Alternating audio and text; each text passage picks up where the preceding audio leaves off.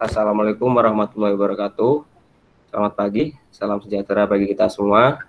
Kami dari kelompok 2 yang beranggotakan saya, Fadlitra Yuda, Mega Asri Medina, Mandalika Nama Kusmandaru, Laras Anindita, Nur Aini Agustin Putri, Rianti Salsa Azahra, dan Kiara Emma Puspita. Pada kesempatan ini kami akan mempresentasikan materi tentang long life education dan multiple intelligence. Baik, langsung masuk ke slide yang pertama yang akan dipaparkan oleh teman saya. Baik, untuk materi yang pertama itu ada hakikat belajar. Untuk subbabnya, yang pertama ada definisi belajar. Jadi, Bell Gradler tahun 1986 mendefinisikan belajar sebagai proses yang dilakukan oleh manusia untuk mendapatkan aneka ragam kompetensi, lalu ada skills dan attitude. Nah, kemampuan atau kompetensi, keterampilan atau skill, dan sikap atau attitude tersebut diperoleh secara bertahap dan berkelanjutan, mulai dari masa bayi sampai masa tua, dengan melalui rangkaian proses belajar sepanjang hayat. Untuk rangkaian proses belajar itu dilakukan dalam bentuk keterlibatan manusia dalam pendidikan informal, keikutsertaannya dalam pendidikan formal, dan atau pendidikan non-formal. Selanjutnya ada jenis-jenis belajar menurut Gagne tahun 1985. Jadi Gagne ini membagi jenis-jenis belajar menjadi 8. Yang pertama ada belajar isyarat atau signal learning.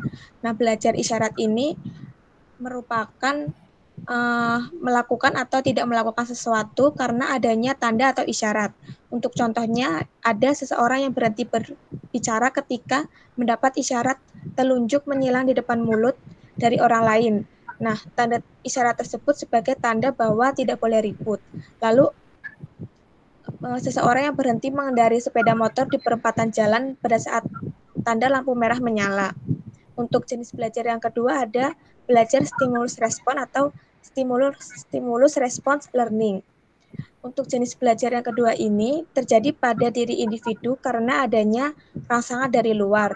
Untuk contohnya, ada seseorang yang menendang bola ketika ada bola di depan kakinya. Lalu, orang-orang yang berbaris rapi karena ada komando.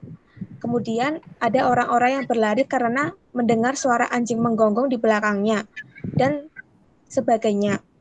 Untuk jenis belajar yang ketiga itu ada belajar rangkaian atau chaining learning. Nah, belajar rangkaian ini terjadi melalui perpaduan berbagai macam proses stimulus respon yang telah dipelajari oleh orang tersebut sebelumnya, sehingga nantinya akan melahirkan perilaku yang segera atau perilaku yang spontan. Seperti misalnya ketika seseorang mengucapkan merah, maka orang lain akan mengucapkan putih. Lalu untuk kata dingin akan diucapkan dengan panas, dan sebagainya. Jenis belajar yang keempat ada belajar asosiasi verbal atau verbal association learning. Untuk jenis belajar yang keempat ini terjadi bila individu itu telah mengetahui sebutan bentuk dan bisa menangkap makna yang bersifat verbal. Contohnya yaitu perahu itu seperti badan itik. Lalu contoh lain ada kereta api itu bentuknya seperti kaki seribu. Nah, jenis belajar yang kelima ada belajar membedakan atau discrimination learning. Untuk belajar diskriminasi ini terjadi ketika individu berhadapan dengan benda, suasana, atau pengalaman yang luas dan mencoba membeda-bedakan hal-hal yang jumlahnya banyak. Contohnya seperti membedakan jenis tumbuhan berdasarkan urat daunnya, lalu membedakan suku bangsa berdasarkan tempat tinggalnya, dan membedakan negara berdasarkan tingkat kemajuannya, yaitu negara maju dan negara berkembang. Untuk jenis belajar yang keenam ada belajar konsep atau konsep learning. Belajar konsep ini terjadi ketika individu menghadapi berbagai fakta atau data yang kemudian ditafsirkan ke dalam suatu pengertian atau makna yang abstrak. Contohnya misal binatang, tumbuhan, dan manusia itu termasuk makhluk hidup. Negara-negara yang maju termasuk developed countries, dan aturan-aturan yang mengatur hubungan antar negara itu termasuk hukum internasional. Untuk jenis belajar yang ketujuh, yaitu belajar hukum atau aturan, atau disebut juga rule learning. Belajar hukum atau aturan ini terjadi ketika individu menggunakan berbagai rangkaian peristiwa atau perangkat data yang terdahulu atau yang sudah diberikan sebelumnya, dan selanjutnya menerapkan atau menarik kesimpulan dari data tersebut menjadi sebuah aturan. Contohnya, ketika ditemukan benda yang memuai karena benda tersebut dipanaskan. Lalu, iklim suatu tempat dipengaruhi oleh tempat kedudukan geografi atau astronomi di muka bumi. Dan contoh ketiga yaitu harga dipengaruhi oleh penawaran dan permintaan. Untuk jenis belajar yang terakhir yaitu belajar pemecahan masalah atau problem solving learning. Untuk belajar pemecahan masalah ini terjadi ketika individu menggunakan berbagai konsep atau prinsip untuk menjawab suatu pertanyaan. Contohnya yaitu mengapa harga bahan bakar minyak naik. Lalu contoh kedua, mengapa minat masuk perguruan tinggi menurun. Untuk materi selanjutnya akan dijelaskan oleh teman saya. Oke, yang selanjutnya ada ciri-ciri belajar. Jadi di sini menurut Wina Putra menyebutkan ada 3 ciri-ciri belajar, yaitu yang pertama, belajar itu harus memungkinkan terjadinya perubahan perilaku pada diri individu. Perubahan tersebut tidak hanya pada aspek pengetahuan atau kognitif saja, tetapi juga meliputi aspek sikap dan nilai atau afektif, serta keterampilan atau psikomotor.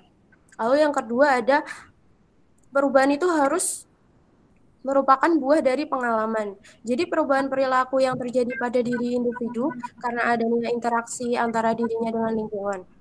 Interaksi ini dapat berupa interaksi fisik. Contohnya yaitu seorang anak akan mengetahui bahwa api itu panas setelah ia menyentuh api dan yang menyala pada lilin. Lalu yang selanjutnya, di samping melalui interaksi fisik, perubahan kemampuan tersebut dapat diperoleh melalui interaksi psikis. Contohnya, seorang anak akan berhati-hati menyeberang jalan setelah ia melihat ada orang yang tertabrak kendaraan.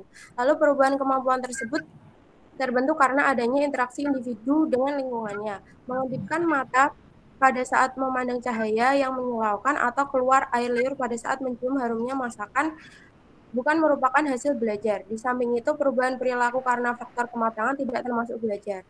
Seorang anak tidak dapat belajar berbicara sampai cukup umurnya, tetapi perkembangan kemampuan berbicaranya sangat tergantung pada rangsangan dari lingkungan sekitar. Begitu juga dengan kemampuan berjalan. Lalu yang ketiga ada perubahan tersebut relatif menetap. Jadi perubahan perilaku akibat obat-obatan, minuman keras, dan yang lainnya tidak dapat dikategorikan sebagai perilaku hasil belajar. Seorang atlet yang dapat melakukan lompat galah melebihi rekor orang lain karena minum obat tidak dapat dikategorikan sebagai hasil belajar. Perubahan tersebut tidak bersifat menetap. Jadi perubahan perilaku akibat belajar akan bersifat cukup permanen. Next.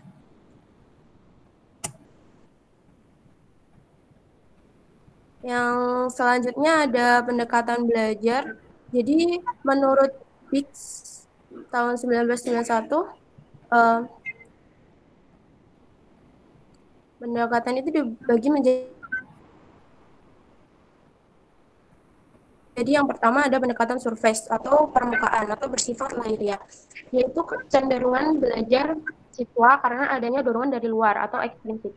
Misalnya mau belajar karena takut tidak lulus ujian sehingga dimarahi orang tua. Oleh karena itu, gaya belajar ini santai, asal hafal dan tidak mementingkan pemahaman yang mendalam.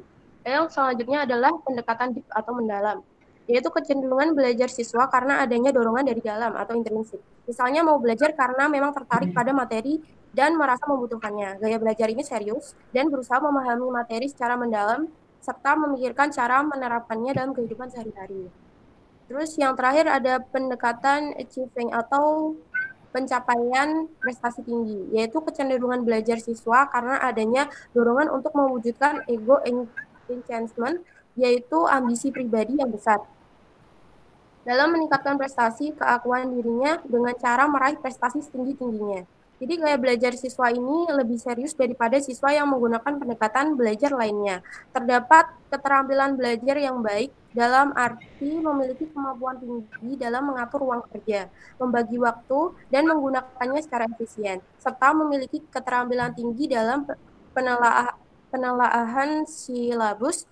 Dan di samping itu, siswa dengan pendekatan ini juga sangat disiplin, rapi, sistematis, memiliki perencanaan ke depan atau plans ahead, dan memiliki dorongan berkompetisi tinggi secara positif. Selanjutnya, silahkan. Lalu selanjutnya untuk materi yang kedua yaitu proses belajar. Subbab pertama yaitu definisi dari proses belajar, yaitu proses belajar dapat diartikan sebagai tahapan perubahan perilaku kognitif, afektif, dan psikomotor yang terjadi dalam diri siswa. Proses belajar terjadi secara abstrak karena proses belajar terjadi secara mental dan tidak dapat diamati. Oleh karena itu, proses belajar hanya dapat diamati jika ada perubahan perilaku dari seseorang yang berbeda dengan sebelumnya. Perubahan perilaku tersebut bisa dalam hal pengetahuan, afektif, maupun psikomotorik. Dimyati dan Mujiono mengemukakan bahwa siswa adalah penentu terjadinya atau tidak terjadinya proses belajar. Berhasil atau gagalnya pencapaian tujuan pendidikan amat tergantung dari proses belajar dan mengajar yang dialami siswa dan pendidik, baik ketika para siswa itu di sekolah maupun di lingkungan keluarga sendiri. Lalu untuk subbab kedua yaitu fase-fase dalam proses belajar. Menurut Jerome S. Brunner, proses belajar dapat dibedakan menjadi 3 fase, yaitu yang pertama fase informasi atau tahap penerimaan materi, yang kedua fase transformasi atau tahap pengubahan materi, yang ketiga fase evaluasi atau tahap penilaian materi. Pada fase informasi, dalam tiap proses belajarnya kita memperoleh sejumlah informasi dan ada yang menambah pengetahuan yang telah kita miliki, ada yang memperhalus, ada yang memperdalamnya, ada pula informasi yang bertentangan dengan apa yang telah kita ketahui sebelumnya. Lalu fase transformasi, informasi yang diperoleh harus dianalisis, diubah, atau ditransformasikan ke dalam bentuk yang lebih abstrak atau konseptual agar dapat digunakan untuk hal-hal yang lebih luas. Dalam hal ini bantuan guru sangat diperlukan. Dan yang fase evaluasi, fase ini dinilai seberapa besar pengetahuan yang diperoleh dan ditransformasikan itu dapat dimanfaatkan untuk memahami gejala-gejala lain. Lalu dalam proses belajar ini, ketiga fase tersebut selalu ada. Yang perlu diperhatikan adalah berapa banyak informasi diperlukan agar dapat ditransformasikan. Lama tiap fase tidak selalu sama, halnya tergantung pada hasil yang diharapkan, motivasi murid belajar, minat, keinginan untuk mengetahui, dan dorongan untuk menemukan sendiri. Lalu selanjutnya akan dilanjutkan oleh teman saya.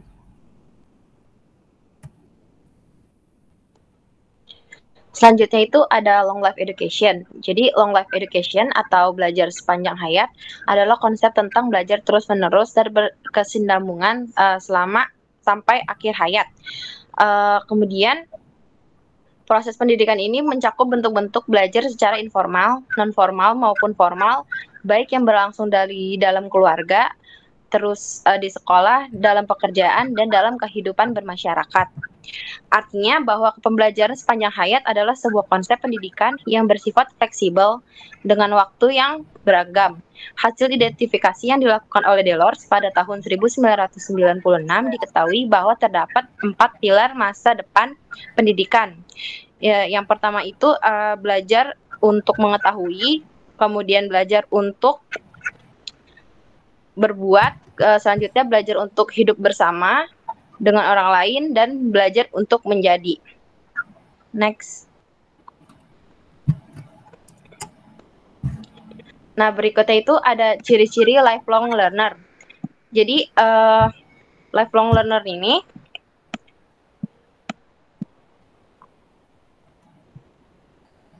ilmu yang dimiliki oleh seseorang akan tercermin dalam sikap atau perbuatannya. Begitu juga lifelong learner sejati. Menurut Eikenberry pada tahun 2007 dalam Winda Tiartistuti pada tahun 2015 ada beberapa karakteristik yang secara umum dimiliki oleh lifelong learner. Yaitu yang pertama ini ada yang namanya ciri pertama itu memiliki pola pikir yang tertata. Jadi ciri-ciri lifelong learner ini dia tuh memiliki pola pikir seperti seorang ahli. Jadi pikiran tersebut akan memberi peluang besar untuk menguasai ilmu pengetahuan. Selanjutnya itu yang kedua adalah membuat hubungan. Jadi seorang lifelong learner ini dia tuh bisa untuk membuat hubungan dari informasi-informasi yang telah dia dapatkan dan dia menghubungkan informasi yang satu dengan informasi selanjutnya. Kemudian itu yang ketiga itu fleksibel dan dapat beradaptasi dengan baik.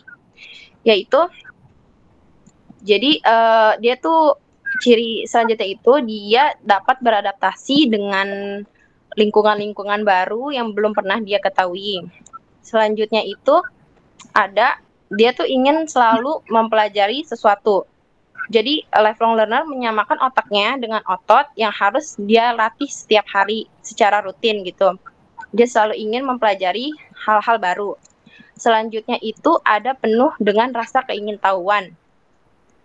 Setelahnya itu ada dia tuh setelah itu dia memiliki cara belajar yang banyak. Misalkan cara belajarnya itu dimix dari dengan membaca, dengan mendengar, berbicara, dan bahkan mempraktekkan ilmu yang baru dia dapatkan. Yang terakhir itu ada menjadi sumber ilmu. Jadi ada banyak hal yang dapat diperoleh dengan menjadi sumber ilmu selain pemahaman lebih mendalam, ilmu pengetahuan juga yang dimiliki semakin terasa. Selanjutnya akan dijelaskan oleh teman saya. Baik, yang selanjutnya adalah tujuan dari pendidikan sepanjang hayat. Tujuannya yaitu adalah untuk mengembangkan potensi manusia secara optimal. Selain itu, bisa juga untuk menyelaraskan antara pendidikan wajib belajar dengan proses pengembangan kepribadian manusia yang bersifat berubah-ubah. Lalu untuk penerapannya, penerapan pendidikan sepanjang hayat dapat dilakukan pada lingkungan rumah tangga, lingkungan sekolah, dan lingkungan masyarakat. Pendidikan sepanjang hayat secara umum berlaku untuk semua manusia, sedangkan secara khusus, pendidikan sepanjang hayat dapat diterapkan dalam pendidikan baca tulis, pendidikan vokasi, pendidikan profesi, pendidikan inovasi, serta pendidikan kewarganegaraan. Next. Yang selanjutnya ada peran. Nah, jadi pendidikan sepanjang hayat ini memberikan kesempatan kepada setiap orang untuk belajar sesuai dengan minat, usia, dan kebutuhan belajarnya. Pembelajaran sepanjang hayat juga dapat meningkatkan kebermaknaan seseorang dalam kehidupan dirinya, keluarganya, dan lingkungan masyarakatnya. Kebermaknaan ini berdampak pada sikap dan perilaku serta harapan yang lebih positif dari peserta didik bagi dirinya sendiri dan lingkungannya. Melalui proses pendidikan sepanjang hayat ini, manusia mampu meningkatkan kualitas kehidupannya secara berkesinambungan, mampu mengikuti perkembangan ilmu dan teknologi, serta mampu mengikuti perkembangan masyarakat dan budaya untuk menghadapi tantangan masa depan dan mengubahnya menjadi peluang. Untuk materi selanjutnya silahkan.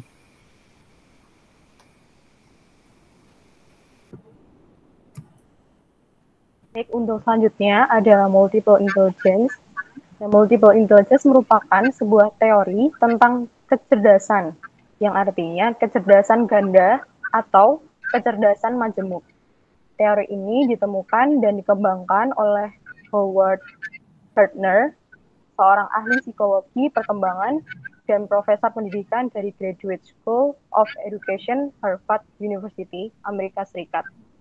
Howard Gardner adalah direktur proyek Zero di Harvard University yang dengannya dia mengembangkan teori multiple intelligence atau MI dan mengaplikasikannya dalam dunia pendidikan. Gardner mempublikasikan temuannya tersebut melalui buku yang berjudul Frames of Mind, The Theory of Multiple Intelligence. Multiple Intelligence, The Theory in Practice Intelligence. Kemudian teori ini dilengkapi lagi dengan terbitnya buku Reframed Multiple Intelligence, for the 21st century. Buku-buku tersebut tidak hanya membahas tentang teori MI saja, tapi juga implikasinya di dunia pendidikan. Gagasan Gardner tentang memunculkan teori MI didasari oleh kritikan Gardner tentang tes IQ yang disusun Alfred Binet pada tahun 1905. Gardner menganggap tes tersebut tidak cukup dijadikan ukuran untuk mengetahui kecerdasan seseorang. Gardner berpendapat bahwa intelijensi merupakan kemampuan untuk memecahkan persoalan dan menghasilkan sesuatu dalam bermacam-macam situasi yang nyata. Gardner mengaitkan kecerdasan dengan kemampuan untuk yang pertama ada memecahkan masalah, yang kedua ada menciptakan produk dan karya baru yang memiliki nilai budaya, dan berdasarkan hal tersebut, menurut Gardner, tes IQ yang selama ini banyak dipercaya tidak cukup mewakilinya, karena IQ hanya mewakili kecerdasan linguistik dan logis matematis saja. Untuk yang selanjutnya, next, ada pengembangan multiple intelligence. Yang pertama itu ada kecerdasan verbal linguistik. Dan kecerdasan ini ditujukan dengan kepekaan seseorang pada bunyi, struktur, makna, fungsi kata, dan bahasa. Dan cara belajar terbaik dalam verbal linguistik adalah dengan mengucapkan, mendengarkan, dan melihat tulisan.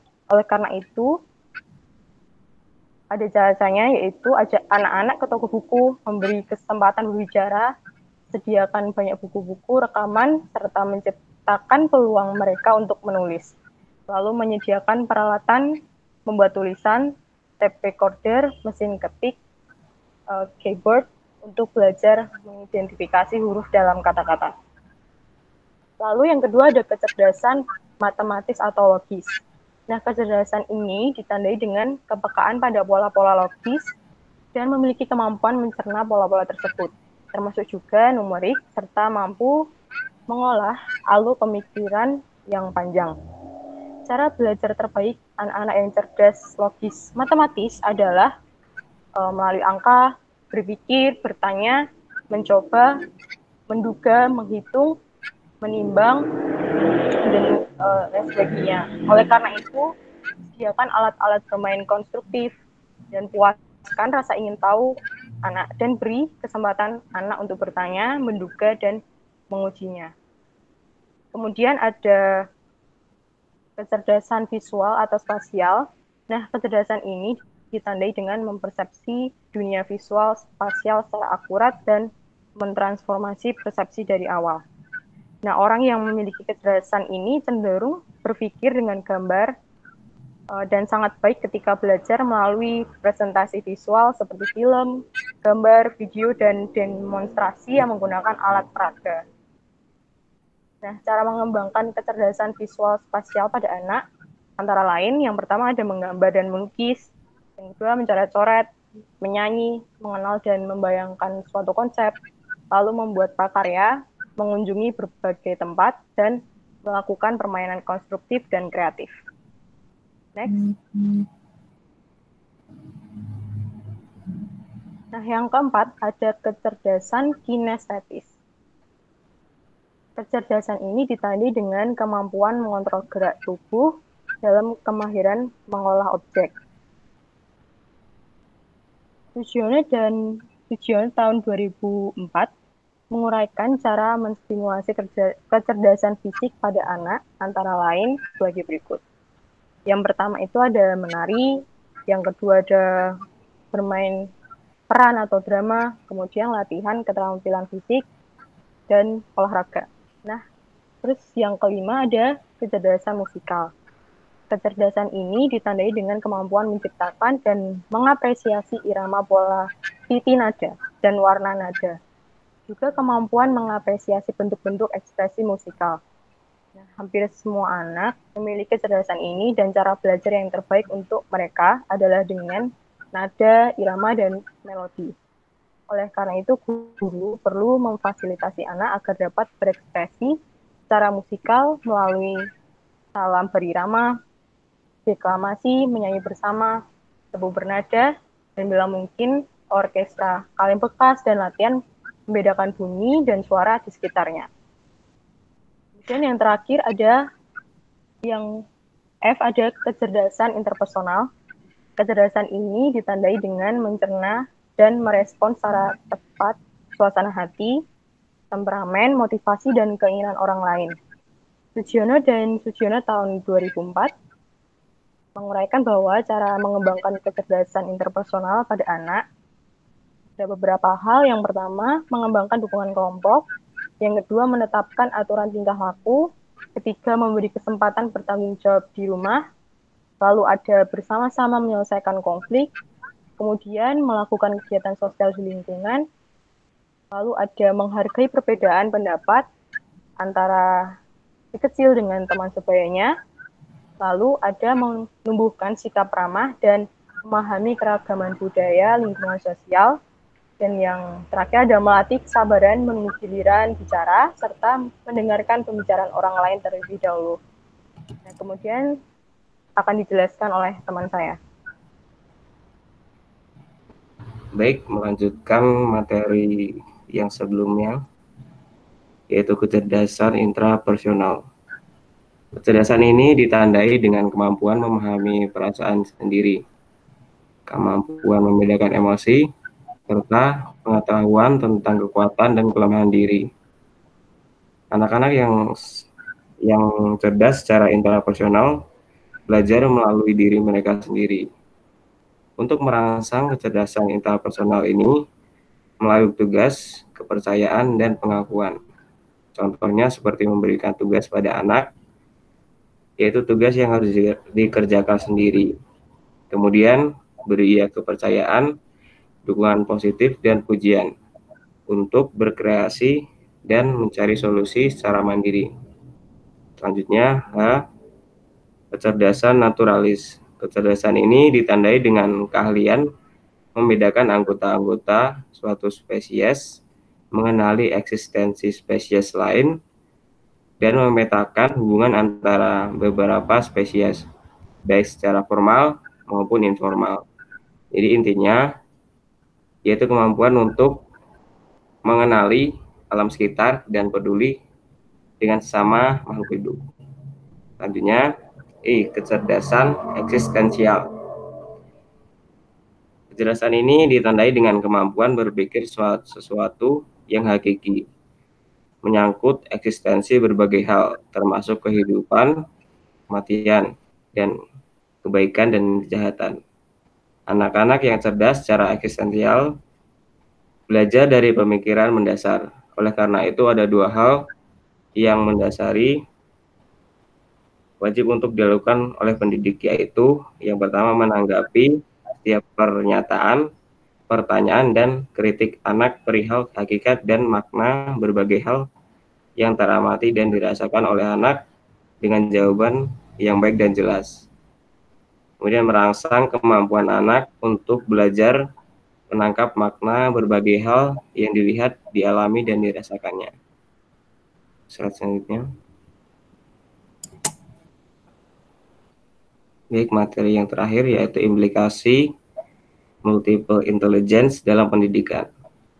Pendidikan yang saat ini dikembangkan mengacu pada keragaman potensi yang dimiliki oleh individu. Sebagai bangsa besar yang memiliki beragam potensi, tentunya memerlukan sumber daya manusia yang memiliki beragam kecerdasan sebagai modal utama dalam pembangunan bangsa. Dengan berkembangnya konsep multiple intelligence dan dengan diterimanya teori tersebut dalam dunia pendidikan, maka mau tidak mau pendidik perlu membantu tumbuh kembang anak dalam rencana perkembangan semua jenis kecerdasan mereka. Dengan konsep ini membawa implikasi bahwa guru bukan lagi sebagai sumber atau research, tapi harus lebih berperan sebagai manajer kegiatan pembelajaran.